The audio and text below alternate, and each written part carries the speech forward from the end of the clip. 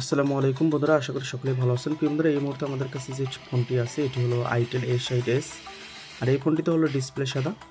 তো আজকে দেখাবো একটি সাদা ডিসপ্লে যদি হয় বা মার্কেট থেকে নতুন ডিসপ্লে লাগানোর পরও ডিসপ্লে যদি সাদা আসে তো কিভাবে ঠিক করতে হয়। তো আমরা যদিও ডায়াগ্রামগুলো চেক করে নিছি, এই ফোনটিতে আমরা যে ইস্যুটা পেয়েছি সেটি হলো সিপিইউ থেকে সমস্যা, আর সিপিইউ থেকে সমস্যা থাকার কারণে কিন্তু আমাদের ডিসপ্লে সাদা আসছে।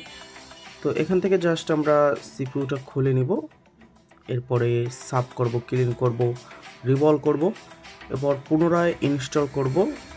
ইনশাল্লাহ আমাদের কাজটা কিন্তু 100% সমাধান হবে। তো যে সকল ভাইরা আসলে মোবাইল সার্ভিসিংয়ের কাজগুলো শিখতে চাচ্ছেন, আমাদের নতুন ব্যাচ বর্তমানে চলমান আছে। স্ক্রিনে দেওয়া নাম্বারে কন্ট্যাক্ট করে কিন্তু অবশ্যই সিটগুলো বুকিং করে নিতে পারেন। আমরা দক্ষতার সহিত কাজ করে থাকি বন্ধুরা, ছাত্রদেরকে প্র্যাকটিক্যালি কাজ দেখিয়ে থাকি, প্লাস তাদেরকেও কাজ আমরা দিয়ে থাকি। তো আমাদের সামনে রয়েছে দোকান এবং পিছনে রয়েছে ট্রেনিং সেন্টার। সরাসরি লাইভভাবে কিন্তু ছাত্ররা কাজ এখান থেকে শিখতে পারবে। প্র্যাকটিক্যালি কিন্তু আমরা কাজগুলো শিখিয়ে থাকি, সরাসরি ছাত্রদের হাতে কলমে আমরা প্রশিক্ষণ দিয়ে থাকি। তো বন্ধুরা, আমাদের কাছে ইতিমধ্যে যে ফোনটি ছিল সেটি হলো আইটেল A60s, আর এটির সিপিইউ বলগুলো খুবই ঘন হয়। তো আমরা প্রত্যেকটা সিপিইউর যে মাদারবোর্ডের লাইনগুলো থাকে এই লাইনগুলো ভালোভাবে উইকের সাহায্যে, তাতালের সাহায্যে কিন্তু আমরা ক্লিন করে নিব। এরপরে সিপিইউটা রিভলভ করব, ইনস্টল করব। ইনশাআল্লাহ আমাদের ডিসপ্লে যে সাদা ইস্যুটা আছে এটি সমাধান হয়ে যাবে।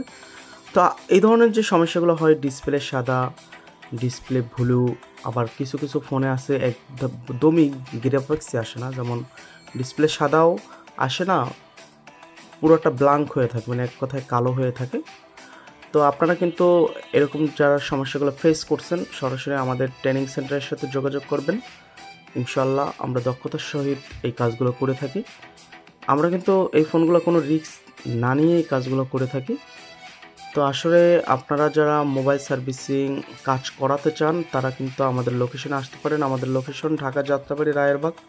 বা যারা চাচ্ছেন মোবাইল সার্ভিসিংয়ের কাজ শিখবেন তারাও কিন্তু আমাদের কাছে আসতে পারেন। তো উইকের সাহায্যে যে কম্পোনেন্টগুলো আশেপাশে আছে এটি যাতে উঠে না যায় সেগুলো খেয়াল করতে হবে, কারণ সিপিইউর পাশে বেশিরভাগই আমাদের রেজিস্টারগুলো থাকে। রেজিস্টার যদি মিসিং হয়ে যায় সেক্ষেত্রে কিন্তু পরবর্তীতে সেটটি ডেড মোডে চলে যাবে। কিন্তু যদি কোনো ক্যাপাসিটার যদি রিমুভ হয় তাহলে তেমন কোনো সমস্যা হয় না, কারণ বেশিরভাগ ক্যাপাসিটারগুলোই প্যারালাল কম্পোনেন্টে থাকে। তো এখান থেকে যতটুকু দেখতেছেন একদমই আমি কিন্তু মাদারবোর্ড